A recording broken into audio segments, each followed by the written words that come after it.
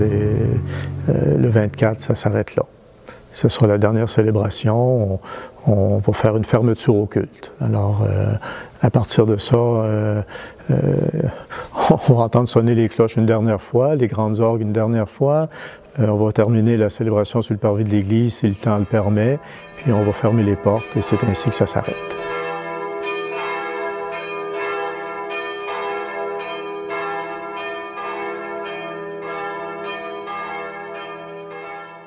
Au moment où on annonce la fermeture, il y a bien des gens qui appellent, là, qui étaient des habitués et de l'église et du sous-sol et du parvis pour dire, est-ce qu'on va pouvoir? Est-ce qu'on va pouvoir utiliser? Bien, là, la réponse est non. C'est fermé.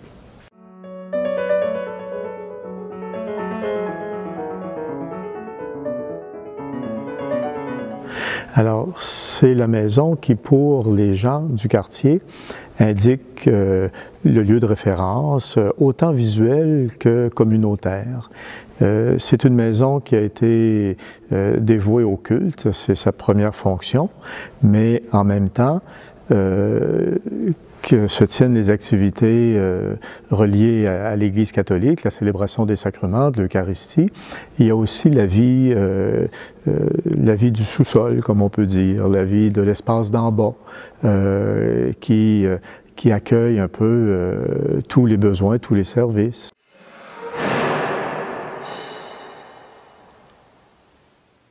On pense actuellement encore, il y a la Société Saint-Vincent-de-Paul, la Conférence Sainte-Geneviève, qui accueille un peu plus de 200 personnes par semaine pour la distribution alimentaire.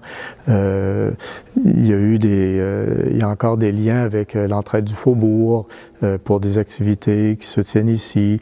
Dans le quartier, c'est à peu près la plus grande salle qu'on puisse avoir en bas, au point qu'il y a des conseils de quartier qui se tiennent ici, il y a des assemblées de la ville qui se tiennent ici. C'est un lieu qui sert pour les élections municipales, provinciales, fédérales. La maison, elle a eu sa fonction d'accueil. Bon, il y a été une époque où c'était un peu plus en valeur, là, les scouts et guides qui ont été ici. On a eu jusqu'à tout récemment une troupe de théâtre qui pratiquait ici, qui jouait même ici. Je pense à Théamo, puis ensuite il y a eu un autre groupe là, qui, eux autres, partaient en tournée de production, mais tous les scénarios se faisaient ici, se bâtissaient ici, les pratiques se faisaient ici. Alors, bon, puis on pense aussi à l'activité culturelle de la maison avec les grandes orgues. Il y a des concerts jusqu'à Noël dernier. Il y a eu des concerts ici, le fameux concert de Noël, le grand concert de Noël. Alors, c'est un lieu qui, en dehors de la vie liturgique, a été ce lieu d'accueil, ce lieu de rassemblement, ce point de service, ce point central.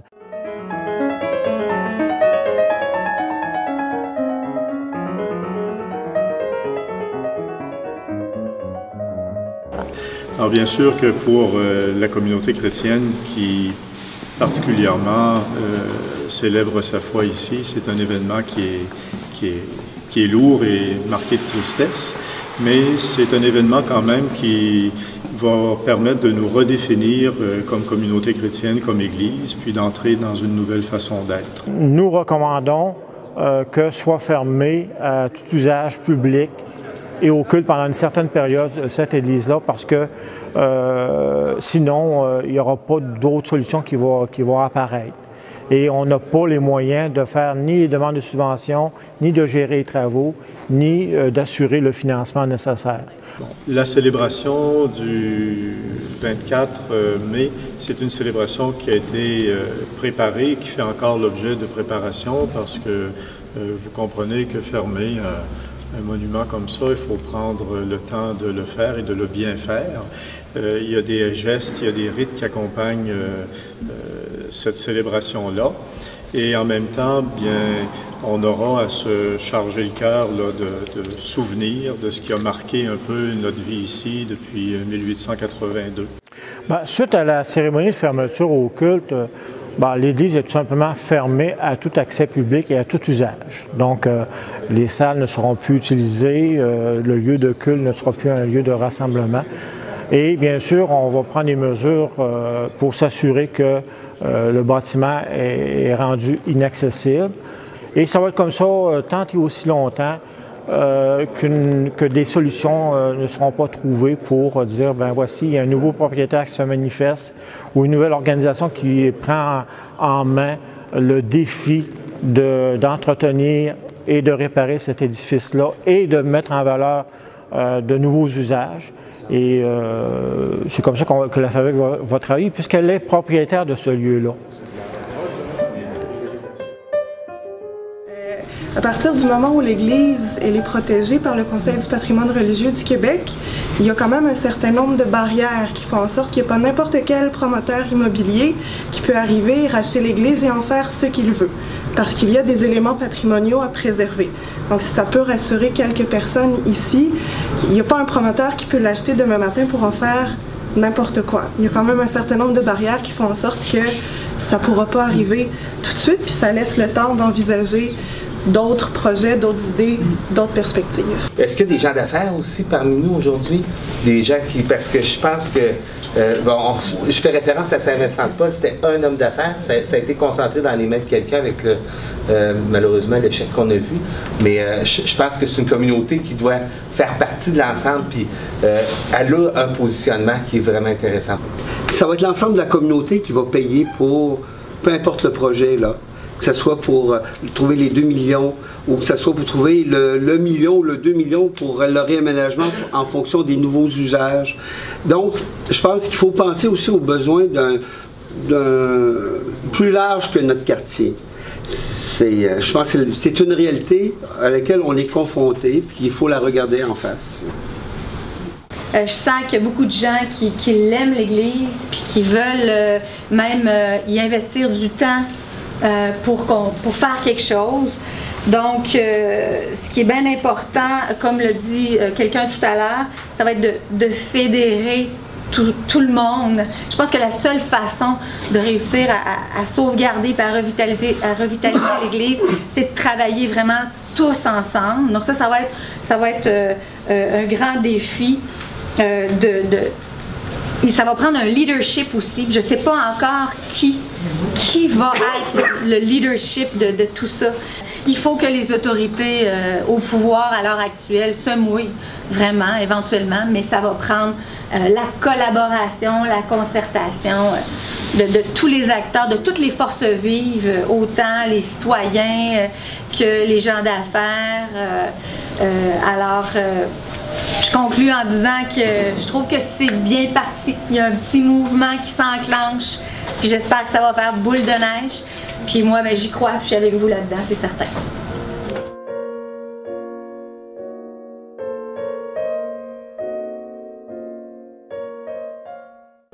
C'est une responsabilité maintenant qui est une responsabilité civile. Si elle n'était pas monument historique, bon, on pourrait la détruire, c'est tout. Mettre ça à terre, puis on vend le terrain pour recommence. Hein, comme quelqu'un a dit même dans les journaux, mettez ça à terre puis faites du patrimoine moderne, mais tout en ignorant que dans 40 ans, le patrimoine moderne va être un patrimoine ancien. Mais comme dit, on est rendu des fois à des imbécilités qui nous dérangent, mais que voulez-vous?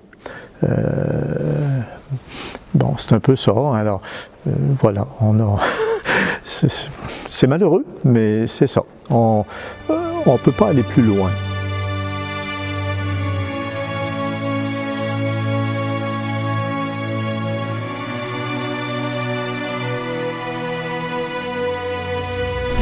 Alors, mesdames, messieurs de la presse, bienvenue dans ce monument exemplaire, identitaire, qui est l'Église Saint-Jean-Baptiste de Québec. Alors, cette démarche, cette grande campagne de participation et de mobilisation citoyenne vient à la suite d'une série de prises de position, à la suite donc de l'annonce de la dernière messe le dimanche prochain et par la suite de la fermeture de ce temple. Alors, opinion dans les journaux, lancement de pétitions, consultations publiques à différents niveaux, création de comités sur l'avenir de l'Église. Il était donc venu le temps de proposer au grand public de se prononcer sur l'avenir de cette Église. Que veut-on faire de ce joyau du patrimoine? Qui peut le faire? À quel prix? Par quels moyens? De quelle manière? Comment assurer que l'esprit du lieu qui règne ici sera mis en valeur et respecté? Autant de questions que ce questionnaire aborde, entre autres choses. Bien, il y a deux éléments importants qui sont fondamentaux. Un, la mobilisation de la population, que les gens se mobilisent et confirment leur volonté que cette Église soit conservée et revitalisée. Et également, il nous faut un projet réaliste, un projet crédible, un projet économiquement viable à long terme. Alors, c'est là que Vote pour CA entre en scène, de nous aider finalement à aller consolider cette mobilisation essentielle et aussi à faire émerger des idées, à ce que les gens soient impliqués, que leurs idées comptent, que leurs idées soient prises en compte. Et j'invite aussi bien sûr tout le monde à venir à la messe le 24, dimanche, à la dernière messe, pour constater la beauté et peut-être vous inspirer aussi de cette beauté justement pour faire bouillonner des nouvelles idées qui pourront nous inspirer pour l'avenir. Alors je vous remercie beaucoup.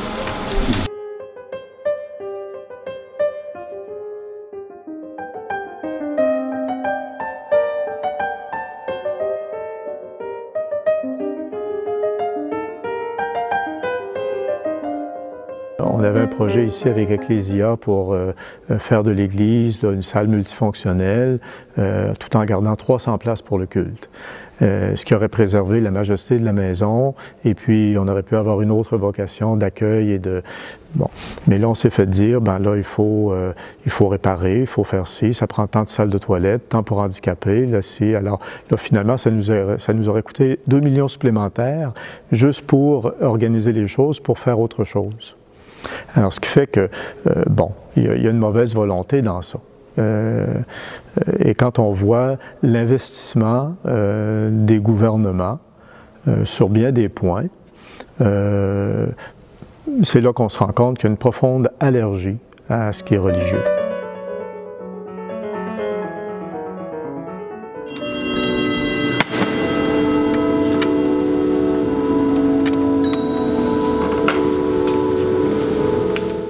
Je pensais perdre mon emploi, hein. Ça c'est un gros morceau. Il y a une diminution de la charge de travail qui va être ici à l'église Saint-Jean-Baptiste. On va continuer quand même un entretien minimal, c'est sûr. Point de vue liturgique, moi quand ça m'a été annoncé, je réalisais pas beaucoup. Ça a été long avant que je réalise que l'église allait fermer, surtout quand je me suis mis à voir à quel point la peine que ça faisait au monde.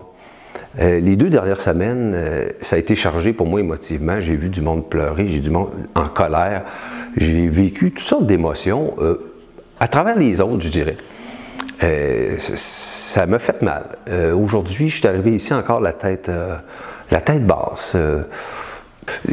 Ici aussi, c'est un lieu où c'est beau, l'église, c'est plein de beauté, plein de richesse, puis c'est un lieu où j'étais très à l'aise là-dedans, comme un poisson dans l'eau, je dirais. Donc, c'est un peu perdre ça tout en même temps, c'est lourd à porter un petit peu, oui. Fait que là, je vais partir les cloches.